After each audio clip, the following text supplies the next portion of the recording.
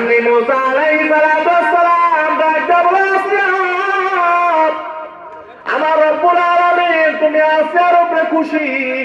আল্লাহ রব্বুল আলামিন জানিয়ে দেন তুমি ফাঁসির মঞ্চে যাইতে দেরি, আল্লাহ তাআলা তোমার কবরটাকে জান্নাতের বাগান বানাইতে দেরি নাই। এমনি আসিয়া আল্লাহ তাআলার কাছে দরখাস্ত করতে বলে, ও আসমানের মালিক, আল্লাহ রব্বুল আলামিন তোমার কাছে একটা দরখাস্ত করবে মালিক, আমি আসিয়া যখন নাকি দুনিয়া থেকে বিদায় নিয়ে নিব, আল্লাহ রব্বুল আলামিন জান্নাতে তোমার পাশে আমার একটা ঘর বানিয়ে দিয়ে। আল্লাহ বলেন, মালিক তুমি জান্নাতে। ফেরাউনের স্ত্রী আছে ঘরের মধ্যে লুকাইয়া লুকাইয়া একটা রুমার মধ্যে আল্লাহ আল্লাহ জিকির আদায় করে। এমন সময় ফেরাউন দরজার পাশ দিয়ে হাইটা হাইটা যায়, ডাক দিয়া বলে, রে আসিয়া কার নামে জিকির আদায় করো? আসিয়া ডাক দিয়া বলে, যে মালিক দুনিয়াটা বানাইছে, যে মালিক তুমি ফেরাউনকে বানাইলো, যে মালিক তামাম পৃথিবী সৃষ্টি করলো, যে মালিক তোকে বানাইছে, আমি আসিয়াকে বানাইলো, ওই মালিকের জিকির আদায় করি। এমনি ফেরাউন ডাক দিয়া বলে, আসিয়া মিশরের সমস্ত মানুষ আমাকে খোদা মনে করে, ওরে আসিয়া কেমনে আমি ফেরাউনকে খোদা না মনে করি না, তুই আরেকজনের ইবাদত করস। এমনি আসিয়াকে যখন নাকি ফেরাউন ফাঁসির আদেশ দিয়া দেয়, এলাকার মানুষ আমরা সব কাহিনী শোনা দেখার জন্য পাগল। দুনিয়াতে তাকাইয়া দেখেন একটা আসব কাহিনী শুনলে মানুষ হুমড়ি খাইয়া পড়ে, ঠিক না? কিছুদিন আগে দেখেন নাই কক্সবাজার বলতেছে 7 নম্বর বিপদ সংখ্যা সাবধান, কেউ কক্সবাজার যাবে না।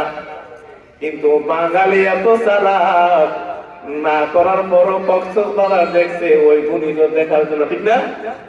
বাঙালি বলছে সাবধান বিপদ সংখ্যা চলতেছে, কক্সবাজার যাওয়া যাবে না, কিন্তু বাঙালির বিপদটা দেখা লাগে কক্সবাজার গিয়ে বয়ে গেছে। মানে আশ্চর্য ঘটনা দেখতো, কি দেখতো? আশ্চর্যজনক ঘটনা দেখতো। মিশরের মানুষ অবাক হয়ে গেল, কিরে খোদার বউকে ফাঁসি দিবে, এটা দেখতেই হয়।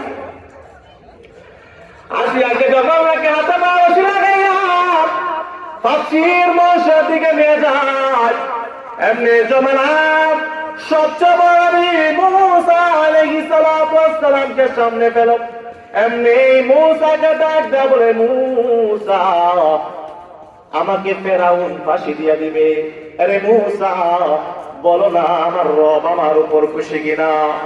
এমনি মুসা আলাইহিস সালাম ডাক দেয়া বলে, আমার রব্বুল আলামিন তুমি আসিয়ার উপরে খুশি।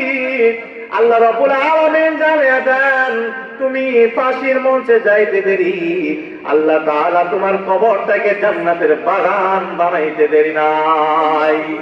এমনি আসিয়া আল্লাহ তাআলার কাছে দরখাস্ত করতে বলে, ও আসমানের মালিক, আল্লাহ রব্বুল আলামিন তোমার কাছে একটা দরখাস্ত করবে মালিক, আমি আসিয়া যখন নাকি দুনিয়া থেকে বিদায় নিয়ে নিব, আল্লাহ রব্বুল আলামিন জান্নাতে তোমার পাশে আমার একটা ঘর বানিয়ে দিয়ে। আল্লাহ বলেন, মালিক তুমি জান্নাতে,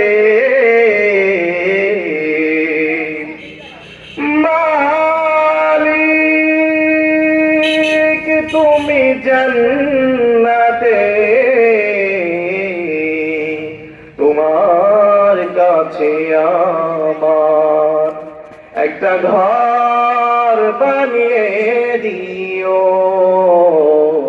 একটা ঘর বানিয়ে দিও।